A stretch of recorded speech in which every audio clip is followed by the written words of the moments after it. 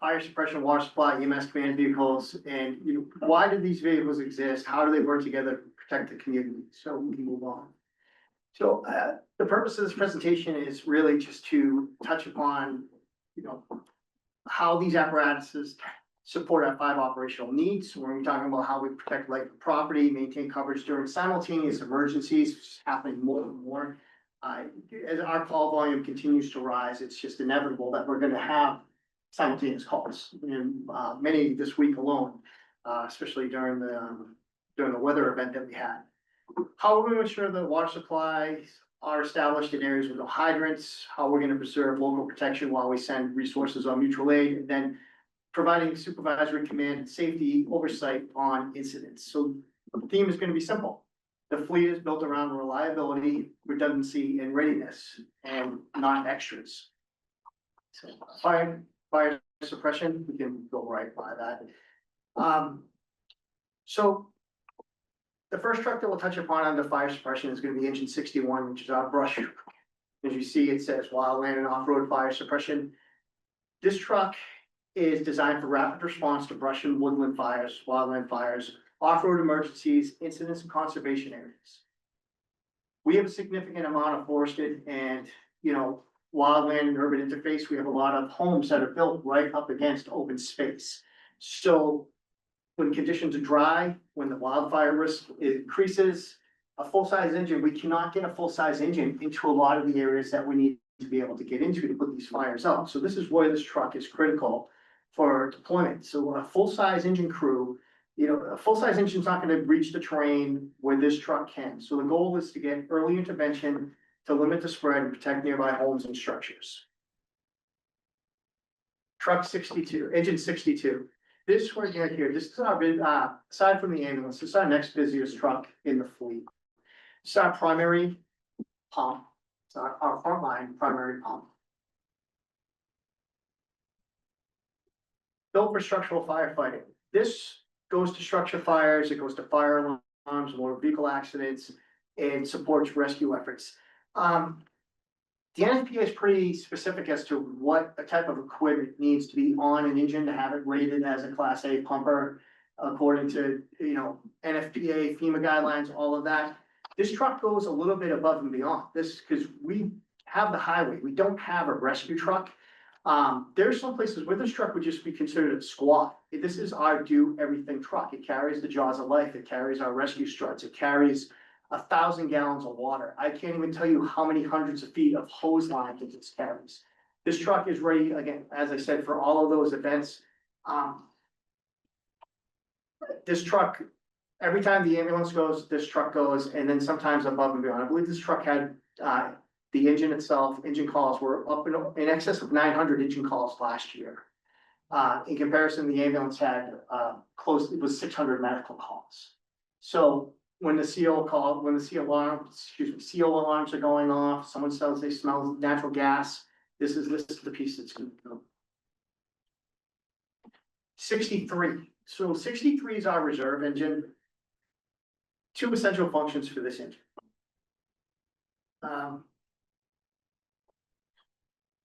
Continuity and reliability. 62 is always running. This is a working piece of equipment. It is bound to break. We're bound to have mechanical problems. Same with 64 when I speak of that. The way that these trucks work in conjunction, especially during a fire, it's critical that we have 2 pumps. And if one is down, we're in big trouble. We cannot always rely on mutual aid. Mutual aid is not coming guaranteed, not coming from the closest communities guaranteed. Because just as much as we're busy all the time, these other communities are equally, if not more busy than we are. And sometimes the mutual aid is coming from that much further, which is going to significantly impact the way that we're going to operate on a fire scene. So to have these pieces available, to have it for our call people to come in, for our per diems, for our full timers that would come back and I'll call back, we need to have a reserve engine. And again, it's not just for when we have mechanical issues, it's also for when we have large events where we need multiple pieces of apparatus and the tools and the equipment on scene. We can move on to the 64. It's a secondary pumper, water supply incident support. Again, two essential functions for this as well, and we're gonna be able to support simultaneous large-scale incidents. We've had incidents where we've had the engines up on the highway in an accident, people have come back in for callback, and then we have the simultaneous medical. So the crews have the engine where they're able to go, same equipment as the primary piece, go to that medical, help the people. Fortunately, sometimes, we're waiting for a mutual aid ambulance, but we're able to handle those simultaneous calls. Also, when we do have a fire, this is where this truck is critical towards, we don't have hydrants everywhere. I know that we've kind of beat that up and it's, hopefully people are starting to understand that we're very limited in the amount of hydrants that we have in town. It's just to the west side, and they're new. So when we have fire, 62 is going to the house, 62 is going to the fire. 64 is not going to the fire. 64 is going to go find that water source. It's gonna go find the cistern, it's gonna go find the fire pond, and it's gonna establish a water supply. They're gonna hook up to it, they're gonna create a draft, they're gonna start drawing that water somewhere between 1,000 to 2,000 gallons per minute through the hard suction hose into the engine, and then they're gonna be able to prepare to either supply hose lines back to 62, so 62 never runs out of water, or they're gonna fill the tankers, and then the tankers are gonna drive to the fire scene, dump their water in a tank. 62 would then either draw from that or a truck at the top of whatever, the end of the road, or maybe 62 is able to siphon it itself. It's very difficult when we get into this because trucks need room to turn around and keep moving, to keep going back to get the water and come back. So we can't create a bottleneck. So sometimes the pool will have to be a little bit further away from the fire, and another truck will be there sending the water down to the initial attack pump. So 64 will be getting that water. 64 will either be sending it down hose lines to the trucks, or it'll be sending it into the tankers and getting it down to the fire scene. So again, this truck is vital in the efforts of handling large scale incidents, big fires, brush fires, whatever type of fire we're having. If we need to have a water supply and we're gonna be there for a while, this truck is gonna have to find that pond, that cistern, and be ready to operate. This is just a little bit about, I've already touched upon this somewhat about drafting and starting the operation using the hard suction. All our trucks are rated for 1,500 gallons per minute. So Next slide. go ahead, you can go ahead right to the next thing. Just a few pictures of what this entails. Those are really large lines. And like I said, when we're siphoning, when we're drawing water from that source and up and in, we're drawing somewhere along the lines of anywhere between 1,000 to 2,000 gallons per minute. And when you multiply that by 8.3, pounds per gallon, those get heavy and they're difficult to move. So this is not a single person operation. Sometimes this is very labor and personnel dependent to get this done. So top picture is the crews. Not our crews, but examples of crews drafting from a pond. The bottom to the right, that's a picture, that's what a dry hydrant would look like. The piping is coming up, hopefully at street level, down in the ground and off into the pond so that we can just draw from there. Somewhat a little bit easier. Sometimes that's a pond, sometimes that's a cistern. Go right over. And just example of people trying to move those lines. It's super heavy. And it can be difficult to get them situated in the perfect way, because if we get them too close to the bottom, we're in big trouble, because as much as it's pulling water, it's pulling everything else. And then we do have strainers on it. These strainers, they're not super fine. So the trucks have a tendency, they can draw in grass, they can draw in mud, they can draw in, it gets caught up and it clogs the pump. And then it's trying to get all that water out of that hose, get it all apart, clean it out quick, reconnect it quick, trying to get that draft quick so that we're not interrupting the water supply.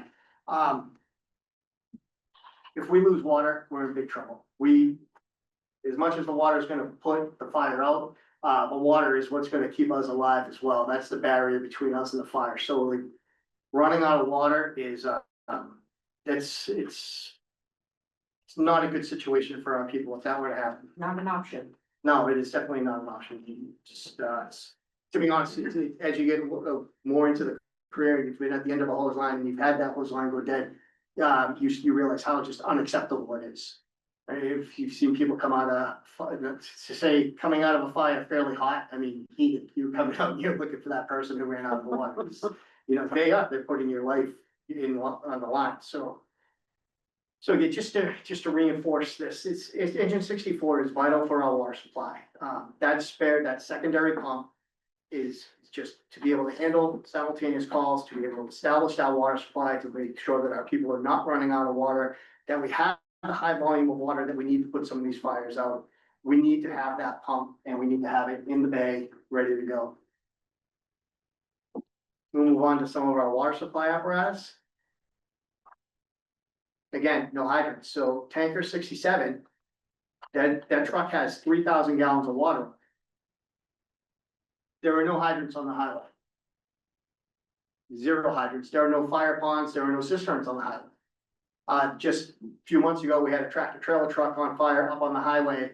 And we need to rely on the tankers, we have to have the 1,000 gallons that's in the engine, but then we also need the tanker to come up and sort of nurse that truck to make sure that it doesn't run out of water and that we can keep fighting that fire. And if we're dealing with fires that are heavy fire load, hazardous materials, things of that nature, like we cannot not have water. So 67, until that water supply is established by 64, 67 is a huge part of our operation. It's a big part of our team. We need to rely on that truck getting there, giving us that water to make sure we haven't run out, while we're relying on usually callback firefighters to come get 64. So we are not staffed in a way that we can get that truck to the scene immediately. So we're relying on the callback firefighters, which sometimes can be upwards of 15, 20, sometimes 25, 30 minutes before they get back to get that truck, get to the water supply, establish it. So we're doing everything we can to make sure that we don't run out of water by having 67 on scene and supplying us. And then with the droughts, I know we've spoke about it before, and the risk of the wildland fires and the drought conditions that we've been in. 67 has been called on multiple times now for task forces to go out of town. And it's not just for major brush fires. I know that we've had the brush fire last Easter where 67 was utilized over in Acton.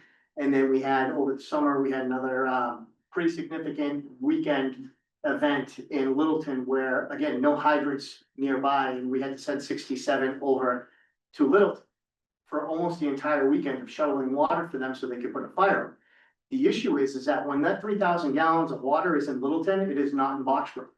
And that's a big problem for us. Not having that 3,000 gallons available is an issue. So prior to my arrival, the town in its wisdom went to the town meeting and they approved, and we can move on to the next one, a second tanker. This is huge for us. With the amount of times that the tanker does go out of town, that it does go help other communities, it is really important that we maintain that 3,000 gallons of water in town ready for us. If we are in drought conditions, if we're in wildfire conditions, just because someone else is having one doesn't mean that we're not going to. When those conditions are the way they are, these fires can pop up anytime, any place, that we need to maintain our readiness. So the hose wagon, which used to be hose wagon 65, that is going away. That hose it's nice to have the hose, but the tankers have that amount of hose on it, have roughly 1,000 feet of hose on them now. Both of them will. The engines have 1,000 feet of 4-inch hose on them, 1,000 gallons per minute per 4-inch hose. So we can supply this, we can put the supply lines out with the apparatus we have, where we shouldn't have to rely on the hose truck any longer, where it's more important that we just have that 3,000 gallons of water on the ready for us to use in the event that we have that type of event. Yes, Mike? So 67 and 65 are similar. Yes, They hold 3,000 gallons. Do they stay full? You keep them full? we do. We do. And you said that they put out 1,000 gallons a minute? No, so the pumps on the truck are rated for 1,500 gallons per minute.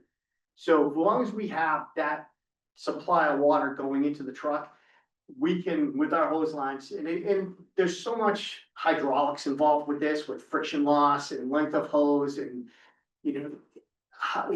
turbulent flow through the hose. In theory, we should be able to flow from one pump 1,500 gallons per minute. Those 67 and 65 will have 3,000 gallons of water each. So in theory, we had every line off of our pump and we were flowing all 1,500 gallons, that, yeah, we could supply that truck for 2 minutes with the 3,000 gallons that we have. That is very rare. Usually we'll have, two, maybe three hose lines out, 150 gallons per minute, per a couple. The 2.5 inch line is gonna flow approximately 300 gallons per minute, so at the most, at one time, we could possibly have somewhere around 500 gallons per minute flowing through hand lines. If we were in an operation where we had to use what we call a master stream, which is our deck gun, then we could be flowing anywhere from 500 to 1,000 gallons per minute for large streams of water to get, very large volumes of fire. When you think of the Leverett House, think about how big of a fire that was. That's a master stream fire where we're trying to flow, 1,000 gallons per minute out of the deck gun and the fire. And is the reason, that you need them to be inside is because they're holding water That's correct. and they don't have a heat source? They don't. They, some of the older trucks, the diesel blocks would have to be plugged in for Right. block heaters for the Right. engines, but that's not gonna keep those, so. The pump is wet, the piping, all of that water is in the piping, in the pump, in the tank. Yes, we have to reduce the risk of that water freezing because. It's just, once it freezes and expands, it's gonna crack the piping and it's going to be very But costly. the repairs. previous one's 64, it's a pumper. That Yes, doesn't hold water. it does, it holds 1,000 gallons. I see. Yes. Every single one of our pumps holds 1,000 gallons of water. Our tankers each hold 3,000 gallons of water. So we have, right now, we have 6,000 gallons of water sitting in the station, which will go up to the 9,000 gallons of water once we have the second tanker delivered. Which I understand is in New Hampshire right now, having the final graphics put on. So my last question is, what is the arbitrary reasoning why these are called 64 and 65 and 68? So it's interesting, I was gonna ask that. I figured it the would be radio 65 system, trucks we radio had by systems have come a very long way. Where a lot of communities now can have their own radio channel. Earlier on, when the radios weren't as strong, a lot of districts in a lot of areas use shared channels. So what they would do is they would, we would be 60s. Stowe, I believe, was in the 70s and so on, so that when the dispatcher would hear the truck number, they would hear 60, they would have 60s, that's my community, I need to answer it, versus if they heard someone talking, hey, truck 70 to fire alarm, oh, that's Stowe, that's not us, right? So that's why, so it goes way back to when there was a shared radio system amongst the local communities. And it's just from tradition, the numbers have stuck. Other places have let it go. They've gone to engine 1, 2, and 3. We've maintained the history of I knew there had to be a good reason. running the trucks in the system. Yeah, That's from Change is in really box fun. forever. even the history. I thought it meant that we've had 65 different trucks since Oh, gosh, 1900. no. We can move on. We understand why we have the second tanker. And then we're soon, we have the one and hopefully by July, fingers crossed that the second ambulance gets delivered on time. We'll have the ability to do 2 basic life support emergency transport ambulances. Happy to say that we just finished the renewal process on the ambulance license this past week. Got a phone call today telling me that we're good to go, so we're licensed for another couple of years. Our ambulance is staffed and equipped, as it says, emergency assessment and stabilization, CPR, AED use. We can do oxygen therapy. We have increased our airway management. Before, we're allowed to not intubate, but we have new airways. They're called supraglottic airways. We have these new tubes that we're allowed to put down into people's mouths and down their throats that then they inflate and they provide a more secure, more stable airway for someone who is unresponsive. So it's gonna it's gonna help us deliver oxygen to these people to make sure that we're oxygenating the blood, oxygenating their brain, and giving them a better chance for survival.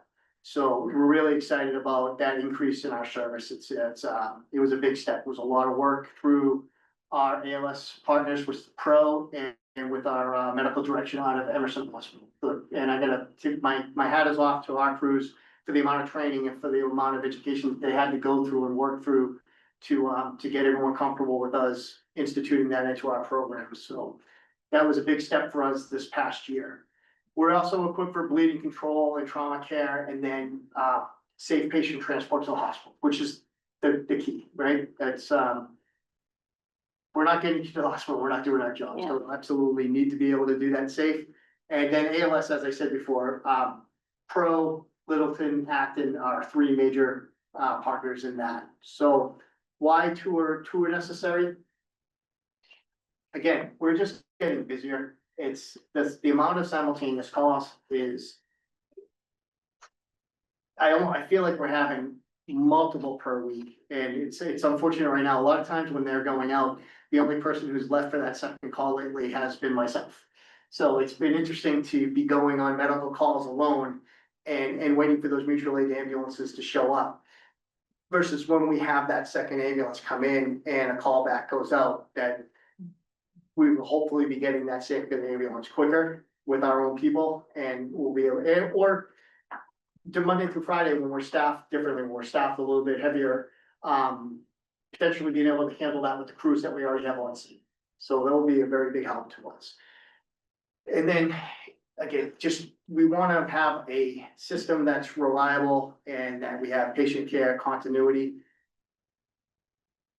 Everyone's trained the same per se. There's some places has to have different ways of doing things, and it's, when we're working with our own people, we have that, we're just familiar with each other. We know how each other work, and we can make sure that the patient pass-offs are smooth, that we're all speaking the same language, that we're trusting each other's vital signs, and that we're moving the people to care, you know, quickly, efficiently, safely, hoping for the best possible results. Chief, and the ambulances have to be inside, why? So we carry a lot of medication on those ambulances, and the medications have to be temperature regulated. A lot of the material, sterile water in the trucks, different things that are in the truck that are temperature regulated. So we can't have our epinephrine freezing or anything like that. So we want to make sure that they're indoors, in the right temperature, ready to respond when called upon. You said you had over 600 last year? Roughly 600, just around, just give me a plus or minus 10 there, around 600 medical calls. And then we have our command staff vehicles. We have car 1 and 2. That'd be the vehicle that I drive and that the captain drives. We go to everything. I gave some examples of structure fires, serious medical incidents. I started in EMS. I like EMS. I'll go, I don't care if it's a serious medical or not. I go to medical calls. I gravitate toward medical calls. I like them a lot. Not that I like them, I feel bad for the people that are experiencing them, but I just prefer to go on. Motor vehicle accidents, hazardous conditions, hazardous materials calls, and any sort of large scale emergency. So when we're getting there, we're establishing command. We're gonna work towards making sure that the scene is being assessed. We'll get there, we'll do a 360-degree walk around of the structure if we have to, try to take in all sides so we can recognize what any and all hazards are around the building, trying to assess what type of building construction it is, where we need to put that first line, where we need to put our people, how we're gonna keep them safe on scene, and just coordinating the scene. It's, we're orchestrating organized chaos is what we're trying to do. So aside from that, we're also keeping accountability of our crews and the mutual aid crews that are coming in.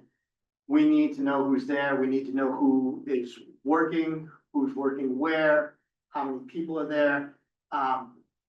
Things can go wrong very quickly. If no one's keeping track of who's where and when, it's tough to say if there were a major collapse or a major incident on the scene, an incident within the incident. We need to make sure that everyone's accountable for it after. We can't be hours later figuring out like, oh, nobody's seen that guy for a little bit, right? So it's really important that we are keeping accountability of the crews, safety, and then communication interoperability, making sure that people come, we're not, like I said, we're not all on the same channel anymore. So trying to make sure that people have the right frequencies, the right radios. Do we need to call for a communications truck to come in to make sure that everybody's on the same page so that we can all talk to each other when we're on the scene? This is mandated by NFPA. NFPA really is big on making sure that we have command and control of incidents when we're there. So Oftentimes I'll come back, oftentimes the captain will come back. Even better when the both of us come back, because that's two sets of eyes. I could be command, or he could be, I don't, one of us can be command, everyone brings something different to the table, everyone has different experiences, right? So just because you're commanding, the chief. Captain Gray may have more experience in that type of call where I would say to him, well, listen, you've done this, you be command and I'll be your operations chief. And you run it and you call for the resources you need, or we could switch roles. So it's collaboration. And then car 3, so we haven't always had a car 3 is gonna be new. We don't have a we don't have a officer in charge on every shift. The goal is to make sure that the officers that we do have, once the vehicle is made available, are bringing this back, and then they're, rotating and they're told if something's going on. I'm not, as much as I would like to be available 24/7, 365, I just can't be, and neither can Captain Gray, as much as we would like to be. So we're gonna need someone to fill that gap. If we are both available and that person has the vehicle and they can come back, all the better if we could have one more person, because now we have an incident commander, an operations section chief, and then we have a dedicated safety officer. And we can maintain that level of command and control that we need to when we're on the scene. So that is the purpose of car 3. And car 3 is strictly to try to get more supervisory staff back to major emergencies when we have them. And this, I'll just quickly go over how we all kind of work together. I think hit from it just as kind of recap. So 62 will be the initial fire attack in a rescue truck. 64 is gonna go to a drafting and fire pond. 67 usually travels when we have the personnel. 67 is gonna travel with 62, and it's gonna be that initial water supply, then 64 will establish it. 65 will be available, can stay in town, and it's available if needed during a major emergency, or it's here if 67 is on mutual aid or vice versa. The ambulance is our medical support at BLS level. Car 1 and 2 will be incident command. Car 3 can be our safety officer or additional supervisory role. And then 63, if we're in the middle of a call, and we don't need any more pieces, but we have people back at the station, we can staff 63 with those personnel. And just because we have a fire going on doesn't mean that someone across town is not gonna have another medical emergency. So we can staff 63 and we can have them available to respond to the next call if need be. Again, it goes back to what we're trying to accomplish. We would like to have continuous fire protection, a sustained water supply in all areas of town. It is difficult, establishing these supplies through the ponds and cisterns is quite the feat. A reliable BLS emergency transport system, appropriate supervisory oversight, and then just maintain local protection even during, regional mutual aid. When we send a piece out, we want to make sure that we still have what we need here in town to handle Montrose emergencies. And every single one of these vehicles, they do serve a purpose. I know people think that we're flooded with vehicles, but when you see a major emergency, when you see one of our emergencies going down and you see how we put these to work and how people come back and get them and we organize the scene, it makes a lot more sense. And now it's a little, talking about it doesn't really do it its full justice, but, and together with all of them, like our major priorities, life safety, property protection, system reliability, operational safety, and then community resilience. If there's any questions, I don't know if you wanna. Yeah. Public, well, not just us, but if you wanted to open the Sure. public questions as well, Sure. I'll answer anybody.